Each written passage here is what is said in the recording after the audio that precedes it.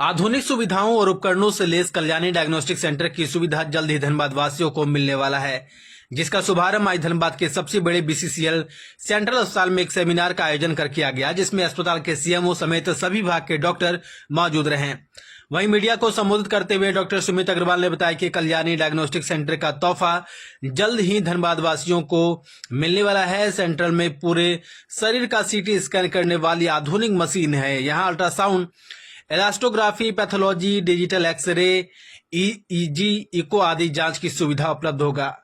वहीं कल्याणी सेंटर के ओनर ने बताया कि केंद्र में सभी जांच विशेषज्ञ चिकित्सक और टेक्नीशियन की देखरेख में की जाएगी।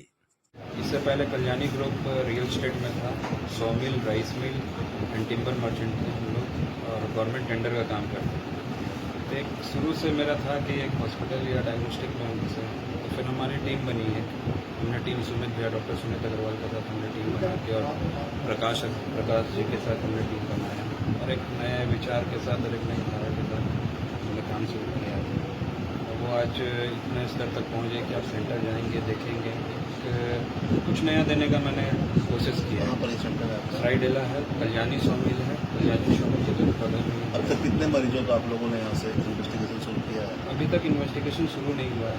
हमारी एक लाइसेंस हमारी बची हुई है, वो लाइसेंस आते ही शुरू करेंगे। कब से उम्मीद है होने की? सेंटर उम्मीद है इस मंथ में ओपनिंग हो जानी चाहिए। रेडी तो है, मशीन इंस्टॉलेशन हो चुका है, सब कुछ हो चुका है। बस हमारा एक लोग की तरफ से ड्यूटी रह गई है, वो पूरा करके हम चाहेंगे। क्योंकि रेडियोलॉजिस्ट अब आपको मिल गए हैं, जी। ऐसे में अब मरीजों के लिए किस प्रकार की व्यवस्था का प्लान है आपका? मरीजों के लिए ही मैंने रेडियोलॉजिस्ट को अपने साथ रखा है, ताकि आगे जो सेंटर में हुआ है, जो होते आ रहा है, उस चीज़ को मैंने एक धारा को चेंज किया।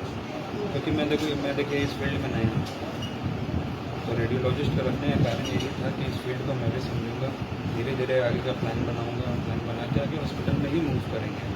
लेकिन क्या एक स्टार्टिंग फेज है अपना, स्टार्टिंग में डायग्नोस्टिक से स्टार्टिंग करना ही सही रहेगा। कितने प्रकार की मशीनों का आप तक आप लोगों ने वहाँ पर? मशीन हमने CT scan, ultrasound, x-ray, CBCT, पिलोफ्रोमेट्री, ऑल्टर, ईसीजी, पीसीजी, सब पैथोलॉजी, सारी तरह की मशीन जितने नई टेक्नोलॉजी की होती है, जो लेटेस्ट है आज के दिन में, वही सारा हमने लगाया। जो सब मरीजों के लिए कुछ किफायती दर वगैरह रखा है? किफायती दर ही है।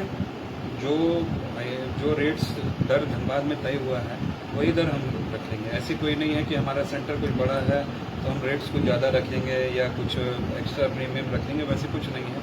नॉर्मल आदमी वॉक इन आएंगे, नॉर्मल आप एक वीक पहले या 2 दिन पहले आप अपना अल्ट्रासाउंड का फ़ोन पे नंबर ले सकते हैं। आप एक मिस कॉल भी मारेंगे या मैसेज भी करेंगे तो हमारा आदमी कोऑर्डिनेट करके उनसे घर से भी ब्लड पिकअप करने का है। घर में अगर किसी को अगर कोई भी मशीन ईसीजी की ज़रूरत है तो मैं घर से भी प्रोवाइड करने के लिए रेडी हूँ, घर से ईसीजी करवा सकते हैं। अपना नाम बताओ। मेरा नाम एफसी में तो हम ट्यूमर पता करते हैं कि है कि नहीं है। उसके बाद उस पेशेंट का, बहुत सारे पेशेंट ऐसे होते हैं जिनको सर्जरी नहीं करा पाते हैं, उतने फिट नहीं होते हैं, कीमो नहीं ले पाते। देखा ही होगा आपने 1-2 कीमो के बाद किस तरह से, हाँ 60 के ऊपर कैसे कीमो नहीं ले पाते, टॉलरेट नहीं कर पाते। तो उन लोगों के लिए अब इतना ज़्यादा एडवांस हो गया। थेरेपी यहाँ भी देंगे क्या? थेरेपी हम देने का स्टार्ट करने का हम लोग का वही है। धनबाद में जो अन्य डायग्नोस्टिक है, जो इसमें जो खुल रहा है, इसमें नया क्या है? धनबाद में पहली बार नई चीज था, ये सब पहली बार आया। क्या सुविधाएं दे रहे हैं आप लोग?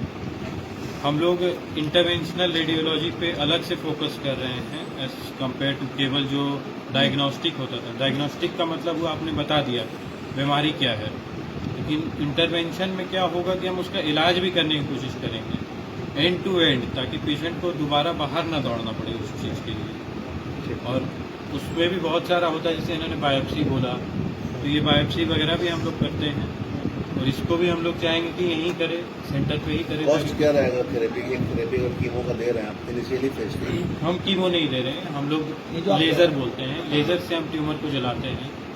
तो ये सर्जरी और कीमो से काफ़ी सस्ता पड़ता है तो ये भी 50,000 तक पहुंच जाता है पेशेंट, लेकिन एक सिंगल सेटिंग में हो जाता है।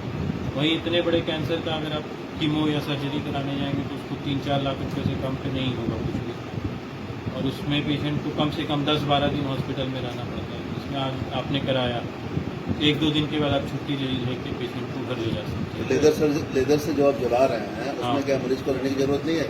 मरीज को रहने की ज़रूरत है, लेकिन 24 से 48 घंटे, उसमें 10 दिन वैसा नहीं है कि बड़ा चीरा लगा हुआ है, एक सुई जितना एक पेशेंट के वो रहेगा। और इसके अलावा हमने मुंबई में अब इतना ज़्यादा एडवांस हो गया, आपको पता है, सबसे पहले मुंबई, साउथ, ये सब में पहले नॉलेज आता है, और वो नॉलेज यहाँ पहुँचते पहुँचते मुझे लगता है करीबन 8-10 साल का गैप हो जाता है। तो मैं तो अभी जस्ट वहाँ से पढ़ के आया हूँ, तो बहुत सारी ऐसी बीमारियाँ जो यहाँ पे लोगों को पता ही नहीं है, जो उससे जान ही नहीं पाते हैं, इसीलिए उसको डायग्नोज नहीं कर पाते, इसलिए वो घूमते रहते हैं कि कभी वेलोर गए हैं, कभी मुंबई गए हैं, कहाँ उसको सही इलाज नहीं मिल पाता, उसी चक्कर में बेचारा पेशेंट परेशान रहता है। तो दोनों चीज़ है, उसका डायग्नोस्टिक भी अच्छा होगा और ट्रीटमेंट पार्ट में चीज़ बताइए, जैसे कैंसर को बहुत जगह से वेरीफाई लगभग किया जा सकता है। और किसी ऑर्गन को नुकसान तो नहीं पहुंचाएगा? इसमें नुकसान और सारे ट्रीटमेंट से सबसे कम है। जहाँ आप सर्जरी कर रहे हैं तो वो सबसे मेजर रिस्क होता है। कीमो में आप देखते ही हैं 2 कीमो पड़ने के बाद पेशेंट का क्या हालत हो जाता है। अब तक आपने रिस्क किया है, कहीं कुछ ऐसी समस्याएं आई है या फिर कैसा रहा है? समस्याएं तो आती हैं पेशेंट में, ऐसे नहीं बोलूँगा नहीं आती है, लेकिन उसका समाधान भी हम लोग देखते रहते हैं।